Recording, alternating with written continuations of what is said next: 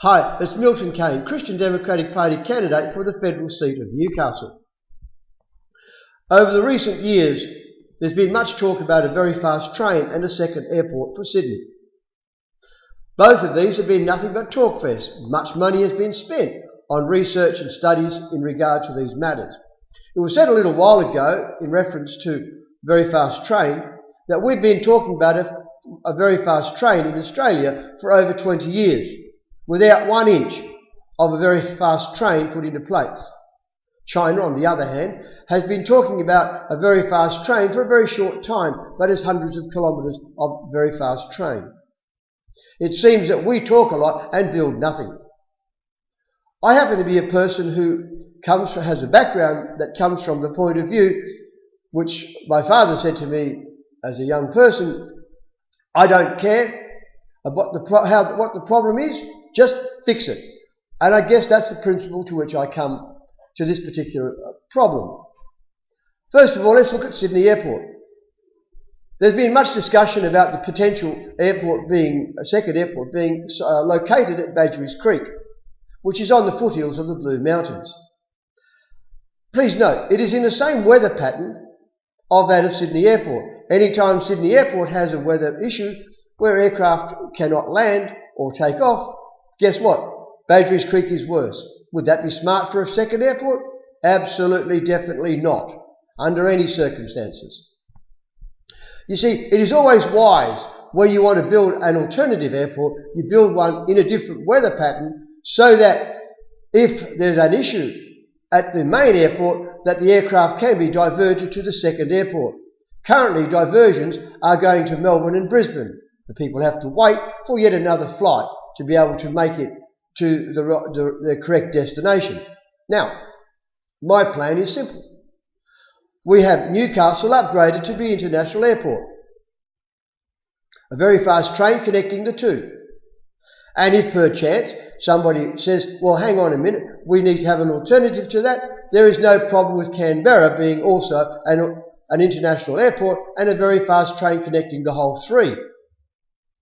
Not a problem. Now, you might say to me, how are we going to fund it? Well, we've funded many programs in the past. And what we've done, very simply, we've gone out there and we've sold government bonds for the purposes of building the particular infrastructure. That is a wise and appropriate means of being able to build infrastructure. And then what we've done in the past, we've actually funded that. We've worked out a vehicle of funding. In the past, there has been programs where we've had lotteries. For example, we've had the Opera House lottery. We've had various hospital lotteries. We've had the Harbour Bridge lotteries. We've had various lotteries like that which have raised funds for the various projects. I'm not suggesting that we need to go down that track, but we just need to put in a funding program to be able to get the money. Remembering that a government bond attracts interest for the period of time of the loan, and at the completion of that period, the whole principal is then paid back at that point. And so there needs to be a good, appropriate and wise manner of raising the funds to be able to have the funds there in the account at the time of the maturity of the bonds. Now, the very fast train, where would it go? Very simply, in my view, if you ran a very fast train alone, then you might have some issues, but we can actually raise money from fares if we actually do intermediate train transport as well. My suggestion is leave Newcastle Airport. We were able to run via Fern Bay, Stockton, under the harbour, coming out about Bar Beach, heading down through Charlestown, Belmont, Swansea, over the bridge there, and heading off down to Budgewoi, Entrance, Gosford, Northern Beaches, and then on through to the Sydney CBD and the airport. That's very simple to me. I think it would work.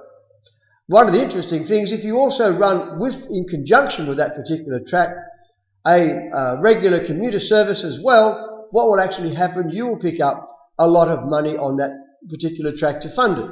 For example, there are many people who live in Gosford and also on the northern beaches that work in Sydney. And they would be having a commute of around about 15 minutes maximum to get to the CBD. Wouldn't that be great for them? Currently, they drive in their car or get a bus, and it takes them forever, seemingly forever. How would it be for the people of Newcastle getting on at an underground station at Newcastle and proceeding straight down to Sydney and getting there in 40 minutes or even under? That would be great. That is what can happen, but obviously you need to have funds, you need to have a vehicle by which you can fund it. Now, these particular projects, they need to be started, commenced and in action as quickly as possible.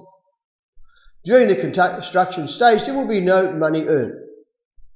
Not until completion will we be able to earn money from the project. I believe it's possible. I believe it's workable. And if we wanted to link Canberra to it, we can run the train on through to Canberra as well. There you are. We can resolve the issue of good, fast rail transport to Sydney for the people of Newcastle, plus we can also resolve the issue of the second airport for Sydney. Thank you.